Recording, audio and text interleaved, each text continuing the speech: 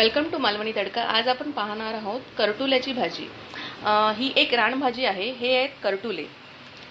ते आपण स्वच्छ धुवून घेतलेले आहेत। आता त्याचे उभे काप करून घेणार आहोत। त्यानंतर इथे टोमॅटो घेतलेला आहे, ओलं खोबरं घेतलेलं आहे, ही भिजलेली चणा डाळ आहे, त्यानंतर कांदा घेतलेला आहे।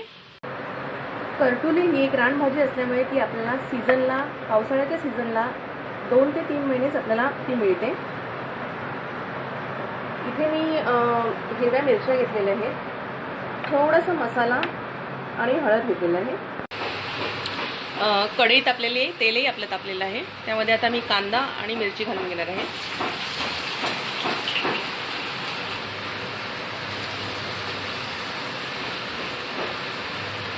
कांदा आपल्याला छान परतून घ्यायचा आहे। आता आपण यामध्ये हळद, लाल तिखट घालून घेऊ। तिखट हे आपल्या आवडीनुसार, चवीनुसार आहे।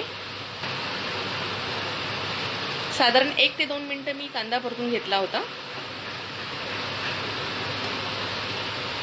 आता आपण चणा डाळ घालून घेणार आहोत। चणा डाळ ऐवजी आपण वालाचं भिरडं घालू शकतो किंवा चणे सुद्धा घालू शकतो उकडलेले। खूप जोरात पाऊस येतोय, त्याचा आवाज येतोय।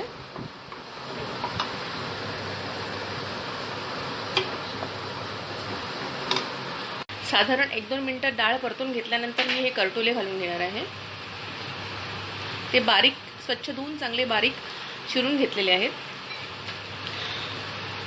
हे थोडेफार प्रमाणात कडवट टेस्ट असते याची, त्यामुळे आपण चणा डाळ घातल्यामुळे त्याची टेस्ट, थोडीशी कडवट टेस्ट कमी होईल। मीठ घालून घेऊया आपण यामध्ये।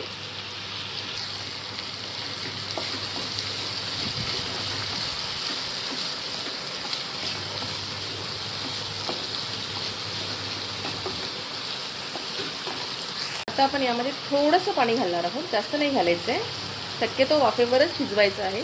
जर गरज लागली तर आपण परत पाणी घालू शकतो।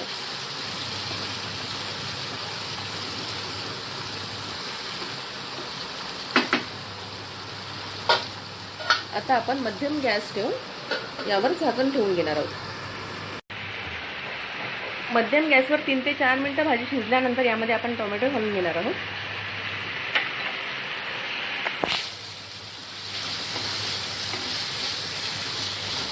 गरज लागली तर यामध्ये परत आपल्याला थोडंसं पाणी घालायचं आहे।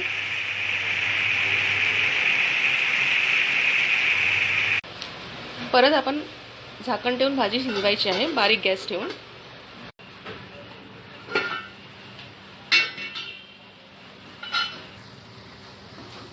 आपली भाजी खूप छान शिजली आहे, ती चेक करायची आहे शिजली की नाही ते।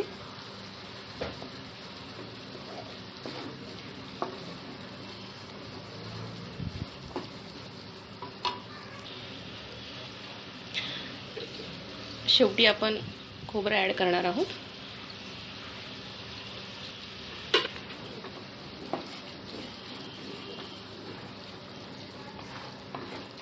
आपली ही भाजी तयार आहे।